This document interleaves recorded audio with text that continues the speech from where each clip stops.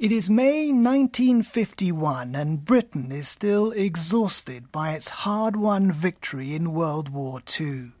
But in the heart of London, this day feels very different. The Festival of Britain is being officially opened.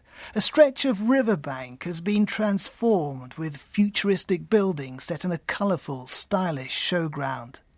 Barry Turner was only 13 the day that he visited the festival. But all these years on, he remembers the impression it made.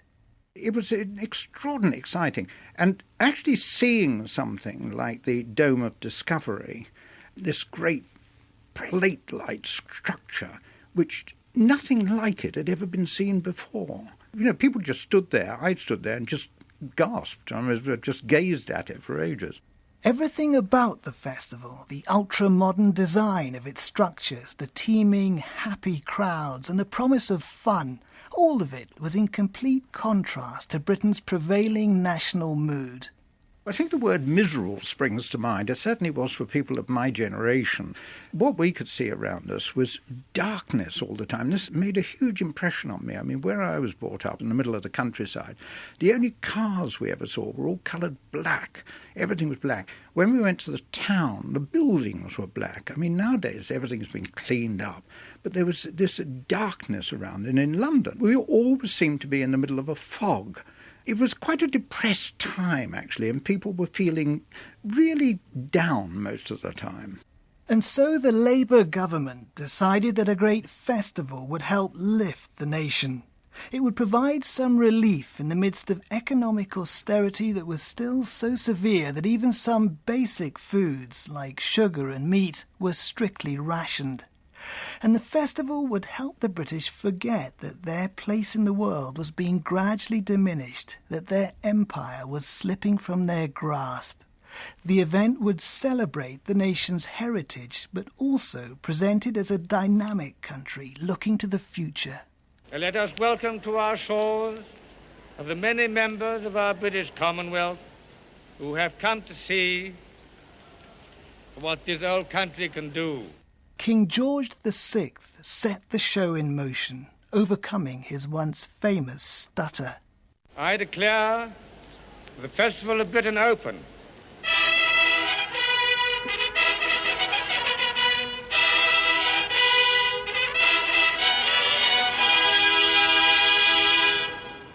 The public tonight are visiting the site for the very first time, and I can look down on them and watch them swarming like ants below me into the Dome of Discovery or to the Pavilion of the Lion and the Unicorn, or out onto the terrace for the magnificent restaurants that almost seem to float onto the river. I've got the official guide in my hand, and we're going to try and follow its advice as much as possible, because the organizers make one good point straight away. No, this isn't a trade show, they say. This is not a museum.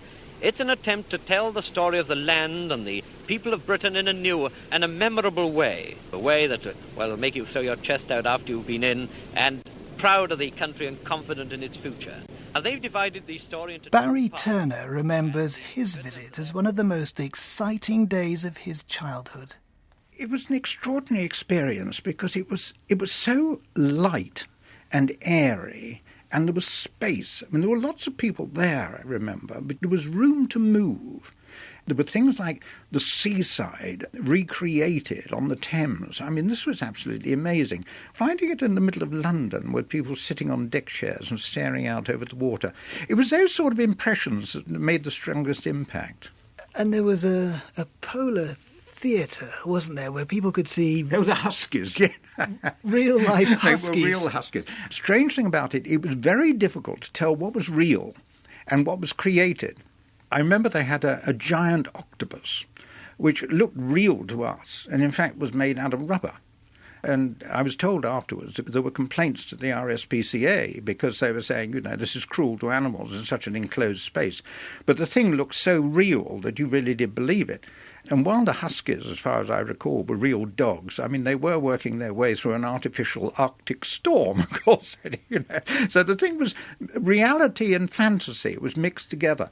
Looking at the list of exhibits now, to be honest, some of them sound a bit dull. A working sewage plant, But this was a more impressionable age, wasn't it? I mean, people were ready to be impressed by technological things of quite a mundane nature by our standards. Yeah. If you take my household, which I suppose was fairly typical, when I went to the Festival of Britain, we did not have a fridge, we did not have a separate bathroom, we did not have a television, we did not have a telephone.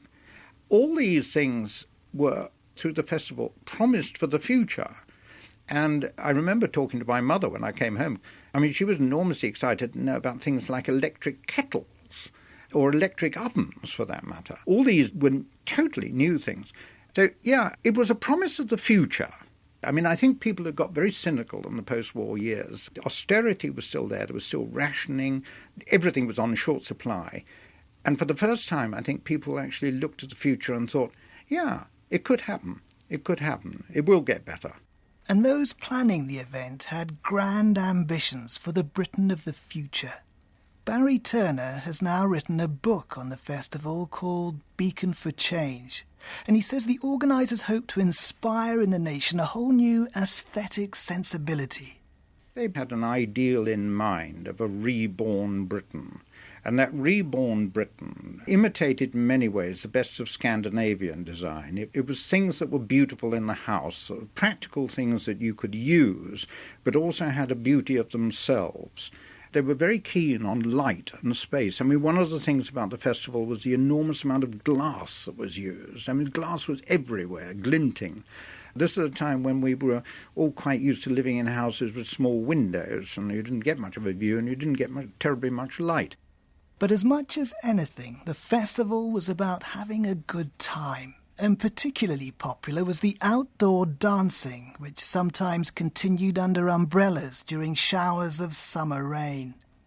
Big-name entertainers performed, and as much loved as any was Gracie Fields, who sang on the closing night. Wish me luck again. The Festival of Britain hadn't only been confined to the site in London. For 5 months, all through that summer of 1951, all over the country there were major events, programmes of art, music and much else. And the festival added glamour and fun to the much deeper, much more lasting social change that was being put in place at the time. It put the icing on the welfare state. The welfare state created by the post-war Labour government was, in a sense, it was all about bureaucracy. I mean, it was real to people in that they did have more hospital beds, they did have better schools and all this sort of thing. But none of that is really exciting stuff. But you put the festival on top of that.